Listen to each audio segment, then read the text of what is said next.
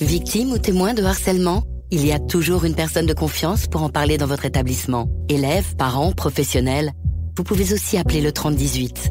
Ceci est un message du ministère de l'Éducation nationale. L'éditorial du Figaro. Dernière digue par Jim Jarassé.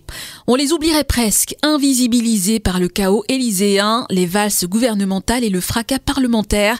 Les 35 000 maires de France, premier contingent de notre classe politique, s'apprêtent pourtant à remettre en jeu leur mandat en mars 2026. La semaine prochaine, le Premier ministre Sébastien Lecornu s'échappera quelques heures durant du tumulte de l'Assemblée nationale pour s'adresser à eux en clôture du traditionnel Salon des maires. À quoi pensera-t-il en montant à la tribune de la porte de Versailles, lui, l'ancien édile de Vernon et ex-ministre des collectivités territoriales à l'origine d'une loi votée en 2019 pour mieux protéger les élus locaux? Il sait les menaces croissantes qui pèsent sur ces couteaux suisses de la République, exposés au péril islamiste, à l'impunité des narcotrafiquants et à une violence du quotidien attisée par l'importation des conflits internationaux.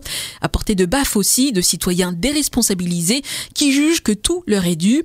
Saint-Pierre-d'Oléron, Marseille, Villeneuve-de-Marcq en Isère. En première ligne, les maires réclament, au-delà des discours, des preuves d'amour de l'administration centralisée.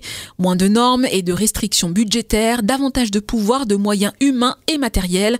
Face à la multiplication des défis, sécurité, logement, école, écologie, transport, il faut d'urgence consolider la dernière digue d'un État miné par la crise politique et budgétaire.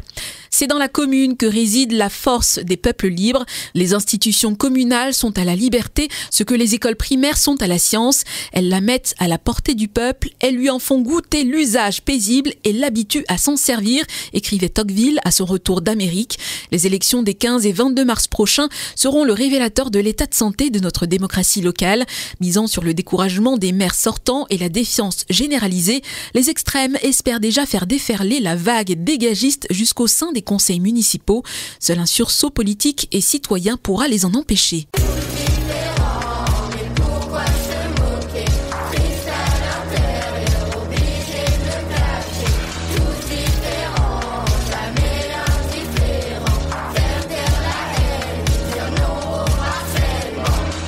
Victime ou témoin de harcèlement ? Il y a toujours une personne de confiance pour en parler dans votre établissement. Élèves, parents, professionnels, vous pouvez aussi appeler le 3018. Ceci est un message du ministère de l'Éducation nationale.